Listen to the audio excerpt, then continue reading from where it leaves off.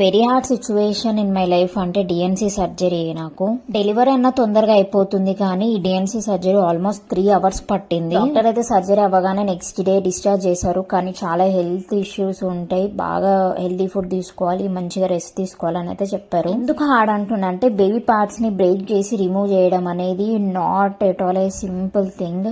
First of all ఆ బాధ నుంచి బయటికి రావాలంటే అంత ఈజీ థింగ్ అయితే కాదు. It takes time. బట్ ఎక్కువ టైం తీసుకోకుండా, స్ట్రెస్ తీసుకోకుండా ఫుడ్ అండ్ హెల్త్ మీద కాన్సన్ట్రేట్ చేస్తే సరిపోతుంది. జరిగిన దాన్ని అయితే బ్యాక్ తీసుకురాలేం కాబట్టి ముందు ఏది జరుగుతుందో దాని మీద కాన్సన్ట్రేట్ చేయడం బెటర్. నేను నా హస్బెండ్ సపోర్ట్ తోని మోస్ట్లీ నా బ్రెయిన్ అండ్ నా థింకింగ్ అంతా కూడా మార్చుకున్నా. ఖచ్చితంగా నెక్స్ట్ ఇయర్ నాకు బేబీ వస్తుందన్న హోప్ తోనే ఉన్నా. ఈ డిఎన్సీస్ అనేది ప్రజెంట్ కామన్ అయిపోయింది. బట్ హోప్ ఏంటంటే ఎవరికి సజెస్ట్ అవ్వద్దు.